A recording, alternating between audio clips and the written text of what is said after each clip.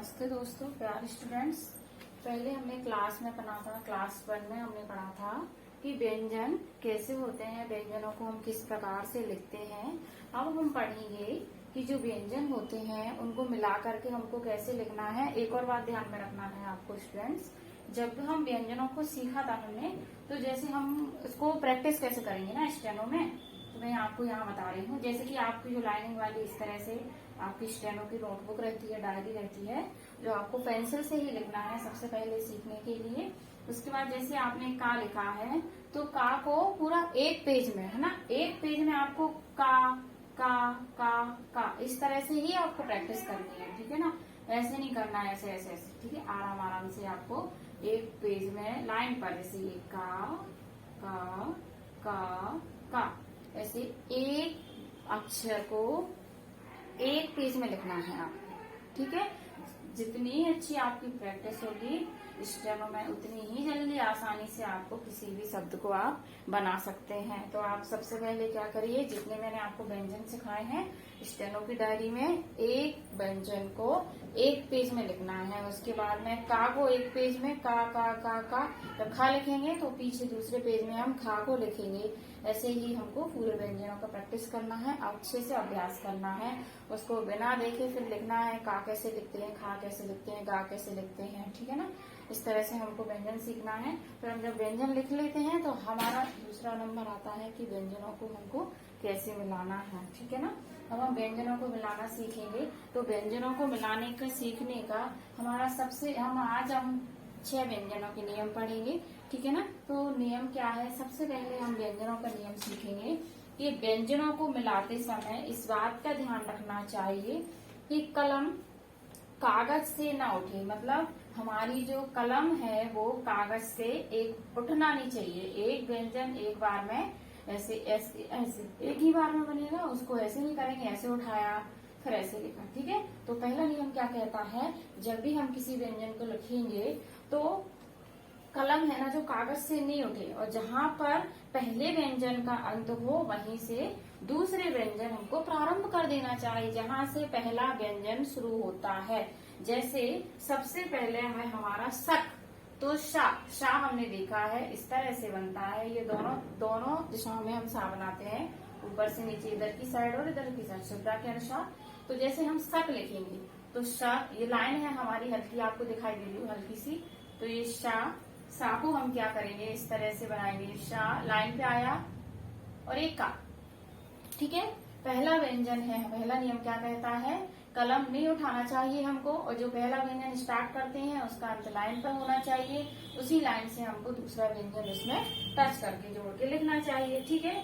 दूसरा व्यंजन है हमारा टा क, तो टा ये हम लाइन पर लाए टा, और यहीं से हमने का को लिख दिया टक, ठीक है। उसके बाद हमारा होता है मक, तो ये हमारा माँ और इसमें जोड़ा का, मक। ऐसे ही हम अपना पक बनाएंगे, तो ये पा और ये हो गया हमारा का, पक। अब ये हमारा पहला नियम हो गया। पहला नियम क्या कहता है, दोबारा से रिपीट करा रही हूँ मैं आपको। पहला नियम हमारा कहता है कि जब भी हम कलम पेज पर चलाते हैं, पहला अक्षर जहाँ आता है वो लाइन पर आता है, दूसरा अक्षर उसी लाइन से बनाया जाता है, लाइन से उठाना नहीं है, ठीक है। ये हमारा पहला नियम है। दूसरा नियम हमारा क्या कहता है, जब दो व्यंजन मिलते हैं, ठीक है ना, जब दो व्यंजन मिलते हैं, आप लिख लीजिएगा, नोट पेन से नोट कर लीजिएगा व्यंजनों को नियम क्या है, ठीक है। जब दो व्यंजन मिलते हैं तो इस दूसरा नियम कहता है हमारा, नोट करिएगा, जब दो व्यंजन मिलते हैं तो इस बात का ध्यान रखना चाहिए कि नीचे आने वाले या ऊपर जाने वाला प्रथम अक्षर कॉपी की रेखा पर हो। मतलब ऊपर से जा रहा है या नीचे से जा रहा है। दूसरा व्यंजन क्या कहता है, नीचे आने वाले या ऊपर जाने वाले जो अक्षर होते हैं वो प्रथम अक्षर कॉपी की रेखा पर हो, ठीक है। जैसे अब इसमें क्या है, जो दूसरा अक्षर है वो लाइन पर होना चाहिए, ठीक है। जैसे हमारा क्या है, जैसे हमने लिखा हमारा फड़, ठीक है। अब हम सबसे पहले फट लिखेंगे, तो जो फा, तो ये हमारा लाइन पे आ गया, और जो दूसरा अक्षर है ना हमारा वो नीचे जाएगा, और टा को पता है हम लोग काट देते हैं, तो ये फट हो गया, ठीक है। ऐसे ही हमारा है टन, ये टा, ठीक है। और फिर ना को हम कैसे लिखेंगे अपना नीचे। अब देखो नीचे ऐसे ना तो बनाएंगे नहीं तो गलत हो जाएगा, है ना। तो अपन इसको ये टा और ये ना अपन ने सीखा था, एक ना उल्टा एक ना सीधा, तो ये अपन ने टन हो गया। इसी तरह से हमारा ट, ये टा और ये अपना पा, टा, ठीक है। इसी तरह से चा और जे गा, ठीक है। तो हमने क्या सीखा था, जो दूसरा अक्षर नीचे आने वाले होते हैं वो लाइन से नीचे जाएंगे। ये हमारा दूसरा नियम था व्यंजनों को मिलाने का, ध्यान से सीखिएगा।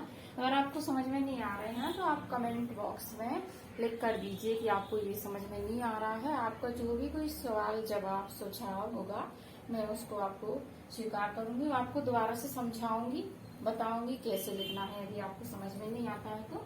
उसके बाद में आपका है तीसरा रूल है कि का वर्ग के अक्षर। तीसरा रूल क्या कहता है, ये देखो, ये तीसरा रूल में ये का वर्ग का है, खा गा, ठीक है। कि का वर्ग के अक्षर मा ना णा नीचे या ऊपर आने वाले अक्षर नहीं हैं, बल्कि आड़े अक्षर हैं। इसीलिए यदि ये अक्षर पहले आते हैं तो इनके नीचे आने वाले अक्षर आते हैं तो ये रेखा ऊपर लिखे जाते हैं। जैसे देखो फिर से समझो, का वर्ग के अक्षर, का वर्ग में क्या होता है, का खा गा घा, ठीक है। ये का वर्ग के अक्षर होते हैं।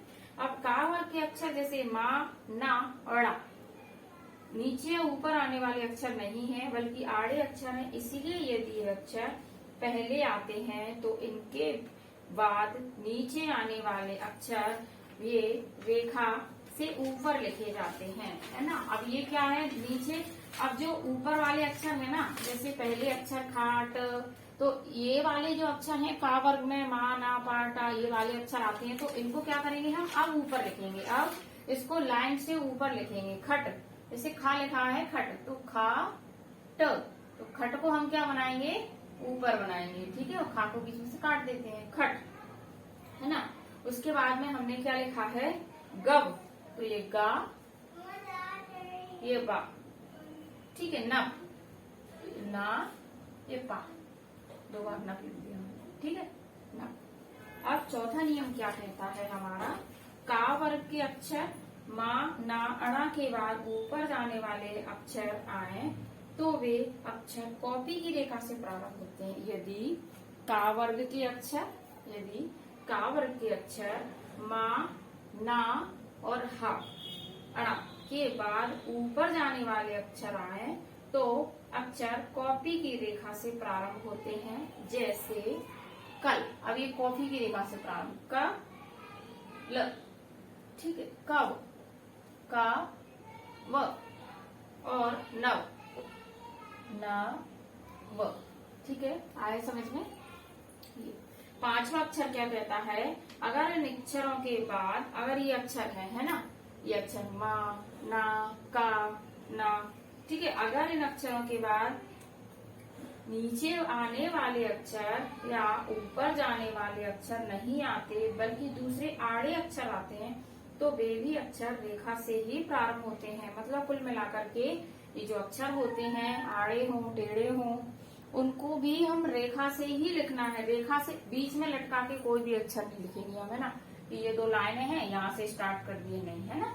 ऐसे ये लाइनें हैं, ऐसे नहीं लिखेंगे, ये गलत है ना। हमको मतलब लाइन से ही अक्षर लिखना है, लाइन से ऊपर जाएगा या लाइन से ऐसे अक्षर जाएगा, लटका के अधर में नहीं लिखना है हमको किसी भी अक्षर को, है ना। जैसे मन, ठीक है। अब मन है वो भी हमारे लाइन पे लिखेंगे, ये माँ और ये ना, मन। नक, ये भी लाइन पे आएगा, ना क, ठीक है। कन, ये का, ये न, नम, ये ना, ये मा, ठीक। अब हमारा जो छठवा है वो अक्षर रूल क्या कहता है, जब दो या दो से अधिक आड़ी रेखाएं हैं, अब ये 3 अक्षर वाला है, जब 2 या 2 से अधिक आड़ी रेखाएं आए, एक साथ आए और उनके पश्चात नीचे आने वाली रेखा आड़ी रेखाएं कॉपी की रेखा के ऊपर लिखी जाती है, ठीक है। जैसे मनप, क्योंकि ये लास्ट का जो अक्षर है, जो आखिरी का अक्षर है, वो आड़ा अक्षर आ रहा है, ध्यान से समझिएगा। जो आखिरी का अक्षर है वो कैसा है, आड़ा अक्षर है, तो जो पहले अक्षर होते हैं उनको हम कैसे लिखेंगे, जैसे माँ, ना, प, इस तरह से लिखेंगे। ठीक है, तो जो आखिरी का अक्षर होगा वो लाइन से टच होता हुआ होगा, का, ना, प। ठीक है स्टूडेंट्स, आपको समझ में आया? ये दो दो अक्षर वाले जितने भी शब्द हैं आप उनकी एक पेज में एक अक्षर की, ये एक अक्षर है ना, इस एक अक्षर की पूरी एक पेज में प्रैक्टिस कीजिएगा। जैसे मैं बता रही हूँ बस वैसा ही कीजिएगा। आपको इतनी अच्छी स्टेनो आ जाएगी, आपकी 150 शब्द प्रति मिनट से ऊपर की डिक्टेशन। आपको कुछ भी नहीं करना है, सिर्फ जो मैं बता रही हूँ उन्हीं वीडियो को देख लेना है, पर जो मैं बोल रही हूँ प्रैक्टिस करना है। प्रैक्टिस तो करना पड़ेगी, practice makes a man perfect, है ना। तो प्रैक्टिस तो आपको जरूरी है, प्रैक्टिस आपको करना पड़ेगी। विदाउट प्रैक्टिस के कुछ ही नहीं होता, हम कुछ भी नहीं कर सकते हैं। आपको सबसे पहले जो व्यंजन है उनको, एक व्यंजन को, एक अक्षर को एक पेज में प्रैक्टिस करना है। पर डे प्रैक्टिस कीजिएगा। जब आपको पूरे व्यंजन अच्छी से प्रैक्टिस हो जाती है उसके बाद आप अपनी क्लास 1 और क्लास 2 अटेम्प्ट कीजिएगा। जो मेरी क्लास 2 है इसको अटेम्प्ट कीजिएगा। क्लास 2 में आपको ये व्यंजनों के मिलाने के जो नियम है वो बताए हैं। यदि आपका कोई नियम छूट जाता है तो आप मुझे कमेंट बॉक्स में कमेंट कीजिएगा, मैं आपको दोबारा से नियम समझाऊंगी, ठीक है ना। और आपको मेरी वीडियो पसंद आती है तो इसको लाइक कीजिए, शेयर कीजिए, सब्सक्राइब कीजिए, है ना। ये शिवप्री स्टेनो क्लासेस है। धन्यवाद।